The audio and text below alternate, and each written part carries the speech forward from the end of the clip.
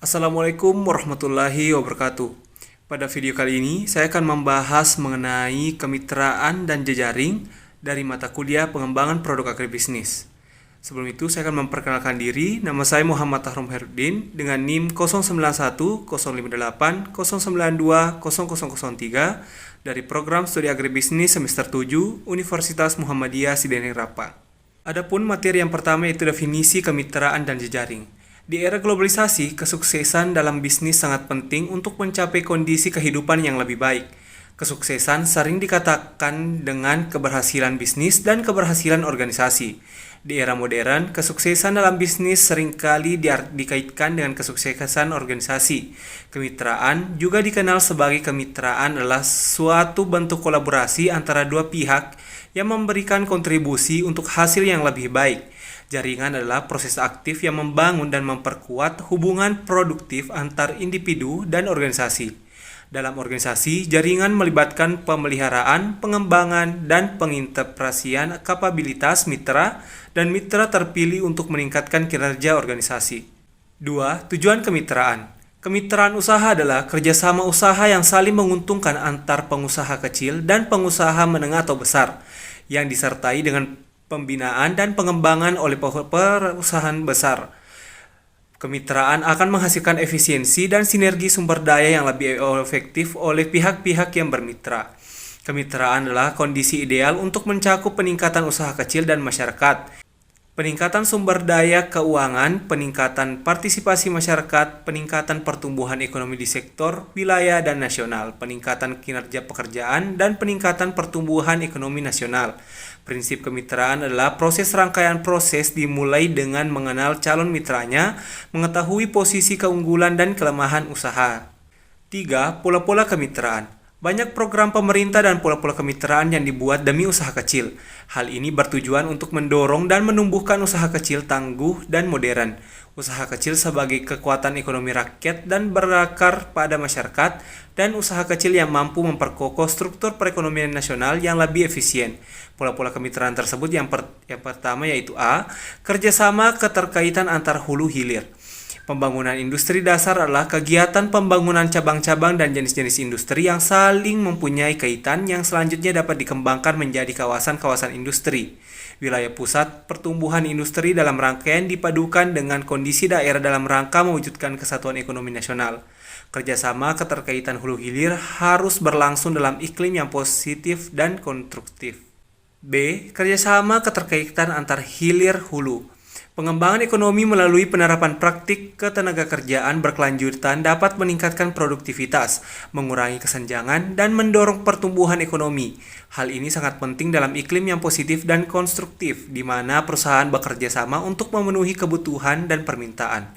Pemerintah memanfaatkan kerjasama dan asosiasi industri untuk mendorong pembangunan industri. C. Kerjasama dalam pemilik usaha. Dalam konsep kerjasama bisnis, hubungan antar perusahaan besar dan kecil melibatkan tanggung jawab bersama atau pembagian kekuasaan antar kedua pihak yang terlibat, memastikan tidak ada hak siapapun yang dilanggar atau dipengaruhi oleh pihak lain. Kerjasama usaha dalam bentuk bapak dan anak angkat adalah refleksi kesediaan pihak yang mampu atau besar untuk membantu pihak lainnya yang kurang mampu atau kecil pihak yang memang menentukan pimpinan. Kerjasama usaha dalam bentuk bapak angkat sebagai pemodal ventura, pola ini plasma, subkontrak, pola dagang umum, waralaba, dan keagenaan. Waralaba adalah hubungan antar pemilik usaha dan pemberian waralaba untuk memperoleh monopoli yang menguasai usahanya, yang melibatkan perencanaan, penganggaran, perekrutan, pelatihan, konsultasi, standarisasi, kualitas, dan alokasi sumber daya. Keagenan adalah kombinasi ekonomi, pengambilan keputusan, sosiologi, dan organisasi menyatakan bahwa individu tidak memiliki nilai yang melekat tetapi bergantung pada sumber daya yang diinvestasikan dalam organisasi. 4. Langkah-langkah dalam membangun jejaring kemitraan. Untuk membangun jejaring kemitraan diperlukan persyaratan nilai-nilai pokok bagi keberhasilan networking.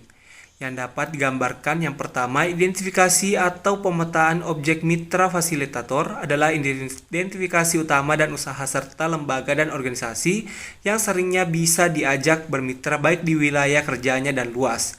B. Menggali informasi identifikasi dan pemetaan kebutuhan adalah menggali informasi tentang tujuan organisasi, ruang lingkup pekerjaan, visi misi, dan sebagai jaringan kemitraan. C. Menganalisis informasi berdasarkan data dan informasi yang terkumpul, selanjutnya dianalisis dan menetapkan mana pihak-pihak yang relevan dengan permasalahan dan kebutuhan yang diperlukan untuk dihadapi. E. Penyusunan rencana kerja. Apabila beberapa pihak telah sepakat untuk bekerja sama, maka langkah selanjutnya adalah penyusunan rencana kerja sama. 5. Strategi dalam membangun jejaring kemitraan. Dalam membangun strategi kemitraan dapat dilakukan dengan panduan. Yang pertama itu membangun jejaring bukan sekedar bertukar kartu nama dan berkenalan. Jika sebagian besar orang merasa kurang berhasil membangun jejaring kerja karena mereka hanya berkenalan atau bertukar kartu nama. Berikut adalah keuntungan menjadi pendengar yang baik. Kita akan mendapatkan informasi sebanyak-banyaknya dalam kesempatan pertemuan singkat tersebut. Misalnya mendapatkan informasi tentang keluarga, kelompok mereka, masalah usaha, dan kemajuan serta pribadi mereka jalankan saat ini. Hal ini sangat penting guna memberikan perlakuan yang paling tepat dan sisi lain mereka juga terkesan pada diri kita sebagai penyuluh. Membangun citra diri sebagai wirausaha. Membangun citra sebagai wirausaha dapat dilakukan dengan cara meningkatkan kemampuan berkomunikasi, komitmen atas prinsip dan janji profesional, peduli terhadap pelaku utama dan pelaku, dan yang tidak kalah penting adalah menjaga penampilan sebagai wirausaha. Nah, mungkin itu saja yang sempat saya sampaikan pada video kali ini. Lebih dan kurangnya mohon dimaafkan. Assalamualaikum warahmatullahi wabarakatuh.